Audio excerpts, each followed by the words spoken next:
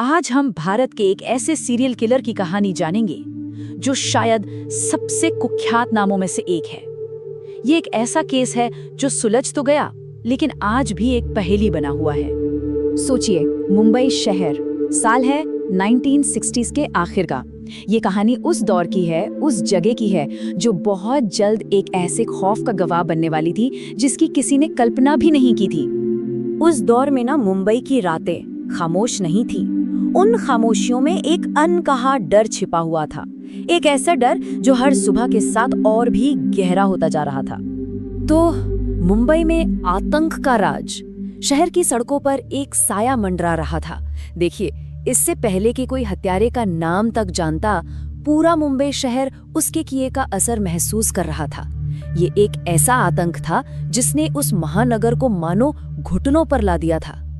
ये दहशत फैली क्यों? वजह थी हत्याओं का एक सिलसिला। ये हमले बहुत क्रूर थे और शुरू में तो ऐसा लगा कि ये बस यूं ही बिना किसी पैटर्न के हो रहे हैं। निशाना कौन बन रहा था?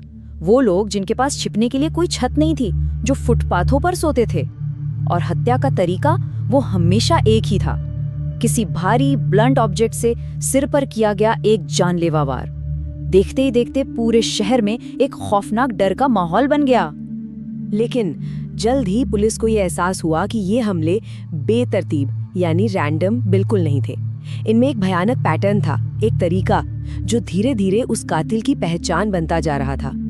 तो हत्यारे के निशाने पर कौन था? समाज के सबसे कमजोर लोग, बेघर, गरीब, जो या तो खुली सड़कों पर सोते थे या फिर कच्ची झोपड़ियों में। और तरीका बेहद क्रूर, सोते हुए लोगों के सर पर किसी भारी चीज से हमला करना, उन्हें बचने का कोई मौका दिए बिना। ये सब हुआ 1968 की गर्मियों में। ये आतंक अपने चरम पर था। जून में हमलों की लहर शुरू हुई, जिससे लोगों में डर पैदा होने लगा। जुलाई आते आते हत्याओं की गिनती और बढ़ गई और दहशत भी। और फिर अगस्त में हत्याएं अपने पीक पर पहुंच गई। तब तक पूरा शहर एक अनजान हत्यारे की गिरफ्त में था और जाहिर है मुंबई पुलिस पर दबाव बढ़ता ही जा रहा था।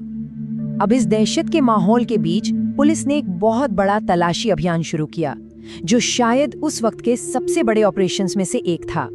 यहाँ से कहानी का रुख बदलता है, हत्यारे की तलाश और फिर उसकी चौंकाने वाली गिरफ्तारी की ओर।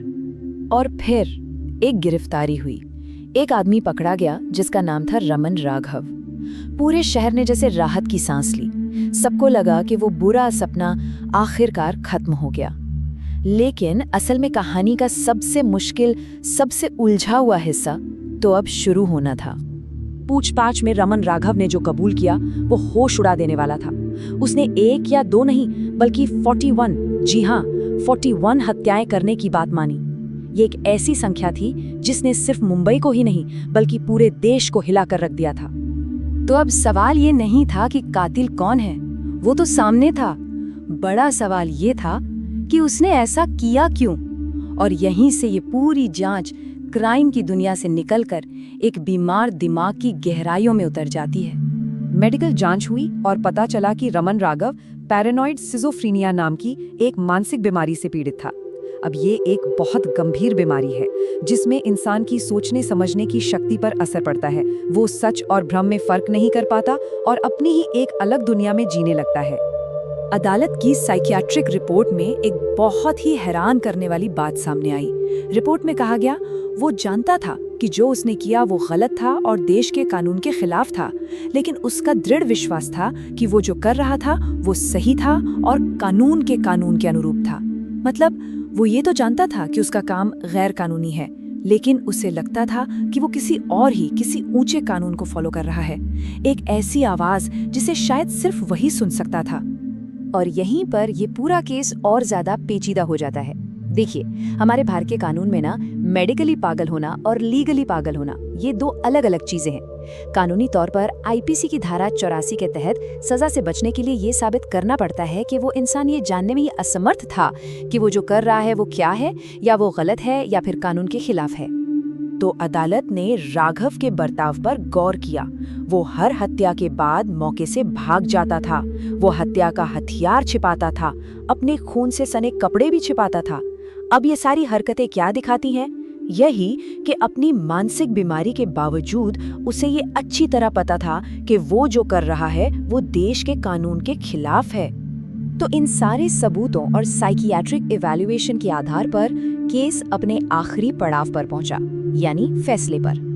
लेकिन ये एक ऐसा फैसला था जिसने जवाब देने से ज्यादा सवाल खड़े कर दिए। तो कानूनी प्रक्रिया काफी सीधी थी। पहले राघव को हत्या का दोषी ठहराया गया, फिर उसे मौत की सजा सुनाई गई। लेकिन आखिर में इस सजा को उम्र कैद यानी आजीवन कारावास में बदल दिया गया। अब सवाल उठता है कि ऐसा क्यों हुआ? मौत की सजा को क्यों बदला गया? इसके पीछे दो बड़ी वजहें थी। पहली कि इस पूरे कानूनी कार्यवाही में ही करीब 19 साल का लंबा वक्त लग गया था, और दूसरी वजह थी उसकी मानसिक बीमारी जिसकी पुष्टि हो चुकी थी और जिसे कोर्ट नजरअंदाज नहीं कर सकता था। तो फिर ये सवाल तो उठता ही है कि क्या ये सच में न्याय था या ये बस एक कानूनी समझौता था, एक ऐसा सिस्टम जो एक ऐसे अपराधी से डील कर रहा था जो एक ही वक्त पर बीमार भी था और दोषी भी। अदालत का फैसला तो आ गया, लेकिन रमन राघव की कहानी यहाँ खत्म नहीं हुई। वो अपने पीछे शक और अनसुलझे सवालों की एक बहुत लंबी विरासत छोड़ गया। और इस पूरे केस का सबसे बड़ा पैराडॉक्स यानी विरोधाभास यही है। देखिए, कातिल पकड़ा गया था, उसने अपना गुनाह भी कबूल कर लिया था, लेकिन हत्याओं के पीछे का जो असली क्यों था वो हमेशा के लिए उसके उस बीमार दिमाग में ही कहीं खो गया। फिर साल 1988 में रमन राघव की जेल में ही किडनी फेल होने से मौत हो गई, और उसके साथ ही उसके दिमाग में चल रहे उस अजीब कानून का राज और उसके किए गए कामों के पीछे की पूरी सच्चाई हमेशा हमेशा के लिए दफन हो गई। और आखिर में ये केस हमें एक बहुत परेशान करने वाले सवाल के साथ छोड़ जाता है। अगर हत्यारा सामने था, उसका गुनाह साबित हो चुका था, तो फिर उसकी सच्चाई आज भी अधूरी क्यों लगती है? अगर आपको ऐसी सच्ची अपराध कथाएं चाहिए तो इस वीडियो को सेव और फॉलो जरूर करना।